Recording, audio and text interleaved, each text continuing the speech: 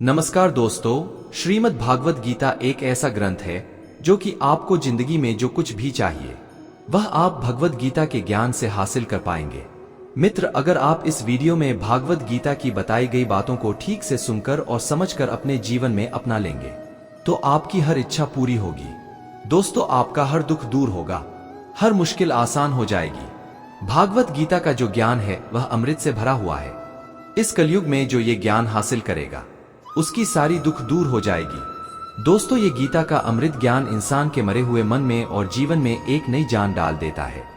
मित्र, किसी को डर है कि ईश्वर देख रहा है और किसी को भरोसा है कि ईश्वर देख रहा है। समय की एक अच्छी बात होती है कि समय कैसा भी हो गुजर ही जाता है। श्रीमद् भागवत गीता में भगवान श्री कृष्ण कहते हैं कि अगर सही मायने में आप अपना जीवन बदलना चाहते हैं तो सबसे पहले आपको अपना मन बदलने के लिए तैयार रहना पड़ेगा, क्योंकि जैसा आपका मन रहेगा वैसे ही आपके विचार होंगे और जैसे आपके विचार होंगे वैसा ही आपका जीवन भी होगा। दोस्तों, अच्छे कार्य करने के लिए हर वक्त अच्छा समय होता है। कार्य को कल पर टालना और अच्छे समय का इंतजार करना केवल एक धोखा है जो हम खुद को देते हैं। जो व्यक्ति आपके बुरे से बुरे समय में भी आपका साथ नहीं छोड़ता, उससे बड़ा सगा आपका कोई हो ही नहीं सकता। श्री कृष्ण कहते हैं, जो व्यक्ति हर समय दुख का रोना रोता है उसके द्वार पर खड़ा सुख भी बाहर से ही लौट जाता है। गाना कहते हैं कि जो तुम्हारा साथ देता है तुम उसका साथ दो और जो तुम्हें धोखा देता है तुम उसे त्याग दो। किसी से ज्यादा उम्मीद मत करना, क्योंकि जितना ज्यादा लगाव होता है उतना ही गहरा घाव होता है। दोस्तों, जीवन में आधे दुख तो गलत लोगों से उम्मीद रखने पर होते हैं, इसलिए उम्मीद केवल खुद से करो। अंधेरे में तो अपनी परछाई भी साथ छोड़ देती है, तो ऐसे में पराये लोग कहां से साथ देंगे। हमेशा शांत रहे, इससे आप अपने जीवन में खुद को बहुत मजबूत पाएंगे, क्योंकि लोहा ठंडा होने पर ही मजबूत होता है मगर गर्म होने पर उसे किसी भी आकार में ढाला जा सकता है। मित्र, जिस जगह आपका सम्मान ना हो वहां पर कभी जाना नहीं चाहिए, वरना लोग आपको कमजोर और मूर्ख समझेंगे। लोग नजरअंदाज तभी करते हैं जब उन्हें कोई बेहतर मिल जाता है या फिर वो स्वयं किसी बेहतर व्यक्ति की तलाश में होते हैं। इतना मत बोलिए कि लोग आपके चुप होने का इंतजार करें, बल्कि इतना बोलकर चुप हो जाएगी कि लोग आपको दोबारा सुनने का इंतजार करें। खूबियां देखकर तो कितने ही प्यार जताएंगे, जिंदगी में जगह उसी को दो जो कमियां देखकर भी साथ ना छोड़े। दोस्तों, आजकल जरूरत से ज्यादा अच्छा होना भी जरूरत से ज्यादा जलील करवा देता है। कभी उसको नजरअंदाज ना करो जो तुम्हारी बहुत परवाह करता है, वरना किसी दिन तुमको एहसास होगा कि पत्थर जमा करते करते तुमने एक हीरा गवा दिया। एक बार एक लड़का अमीर बनना चाहता था। वह अपने गुरुजी से कहता है, गुरुजी मुझे कोई ऐसा काम बताओ जिससे मैं बहुत सारा पैसा कमा सकूं। गुरुजी उसे एक नदी के किनारे ले जाते हैं जहां पर बहुत सारे कंकड़ पड़े थे। उन्होंने उन कंकड़ों की तरफ इशारा करते हुए कहा कि इन सारे कंकड़ों में से एक कंकड़ ऐसा है जो किसी भी चीज को सोने में बदल सकता है, और उस कंकड़ की पहचान यह है कि वह दूसरे कंकड़ों से थोड़ा गर्म होता है, बाकी सारे कंकड़ ठंडे ही होंगे। दोस्तों, फिर वह लड़का तुरंत काम पर लग गया। वह रोज एक एक कंकड़ को हाथ में लेता, 2 सेकंड गर्म है या नहीं अपनी मुट्ठी में रख कर चेक करता और उसको नदी में फेंक देता ताकि वो फिर से बाकी के कंकड़ों में न मिल जाए। 1 महीने तक रोज घंटों घंटों वह इस काम में लगा रहा। 2 महीने, 3 महीने, 4 महीने लगा दिए। अब उसकी स्पीड काफी तेज हो चुकी थी, लेकिन साथ में अब वह ध्यान से कंकड़ों को परख नहीं रहा था। उसकी फटाफट से कंकड़ को हाथ में लेकर नदी में फेंकने की आदत बन चुकी थी। दोस्तों, 5वें महीने में आखिरकार वो कंकड़ उस लड़के के हाथ में लग ही गया। मगर हाथ में आते ही, क्योंकि उस लड़के की जल्दी से बिना कंकड़ को परखे फेंकने की आदत बन चुकी थी, तो उसने उस गर्म कंकड़ को भी नदी में फेंक दिया। और फेंकते ही वह जोर से अपना सर पीटते हुए चिल्लाकर पछतावा करने लगा कि मैंने ये क्या कर दिया। हर चीज को सोने में बदल देने वाले कंकड़ को भी मैंने नदी में फेंक दिया। दोस्तों, ठीक इसी तरह हर दिन को हल्के में लेने से यह आपकी आदत बन जाती है, और जिस दिन अच्छा मौका आता है उसे भी इसी आदत की वजह से गलती से उसको भी हल्के में लेते हैं और फिर बाद में होता है पछतावा। हर कंकड़ को ध्यान से परखो, यानी कि हर दिन को इम्पोर्टेंट समझो, क्योंकि कोई एक दिन कोई एक कंकड़ आपकी पूरी जिंदगी को सोने में बदल सकता है। श्री कृष्ण कहते हैं, समस्या को देखकर जीवन में कभी हार मत मानो, क्या पता इसी समस्या के अंदर तुम्हारी एक बड़ी शुरुआत छुपी हो। अगर कष्ट बढ़ा है तो कामयाबी भी बड़ी ही मिलेंगे। यदि आप अपने समय की कीमत नहीं समझोगे तो लोग भी आपकी कीमत नहीं समझेंगे। दोस्तों, कुछ रास्तों पर आप अकेले ही चलते हैं, ना कोई परिवार, ना कोई दोस्त, ना कोई साथी, बस आप और आपकी हिम्मत। दुनिया भर की अच्छी चीजों को छोड़कर जो इंसान केवल नकारात्मक बातों पर ध्यान देता है, वह उस मक्खी की तरह होता है जो पूरे शरीर को छोड़कर सिर्फ जख्मों पर बैठती है। दोस्त अच्छा इंसान मतलबी नहीं होता, बस वह दूर हो जाता है उन लोगों से जिन्हें उसकी कद्र नहीं होती। बुरे लोगों से मिलोगे तभी शायद समझोगे कि अच्छे लोग कैसे होते हैं। तुम किसी के लिए लाख अच्छाई करके बुरे ही रहोगे, तुम सच्चे होकर भी झूठे ही बनोगे, तब तुम समझोगे कि अच्छे लोग हर हाल में सच्चे ही होते हैं, और तब तुम शायद उनकी कदर करना सीख जाओगे। जिंदगी में हम कितने सही और कितने गलत हैं, यह सिर्फ दो ही शख्स जानते हैं। मित्र, एक परमात्मा और दूसरा आपके अंतरात्मा।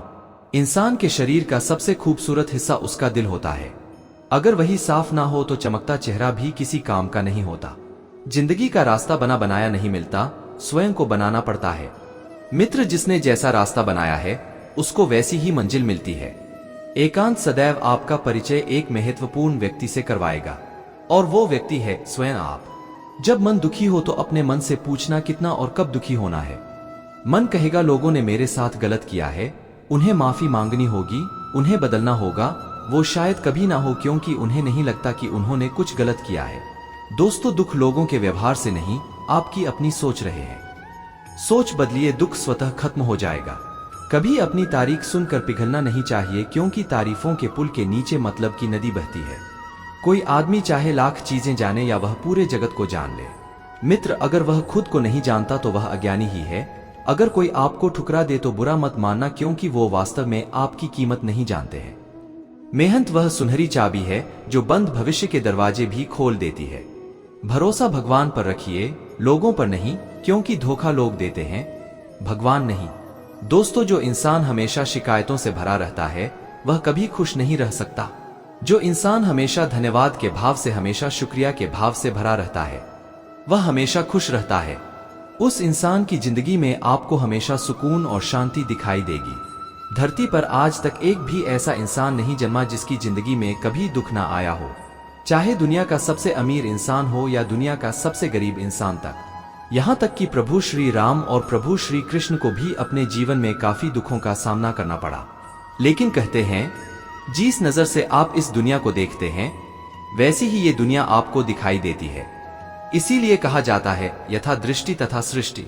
हर हाल में खुश रहना सीखो, क्योंकि खुशी एक ऐसी चीज है जो आपको अपने हालातों को बदलने की उम्मीद और ताकत देती है।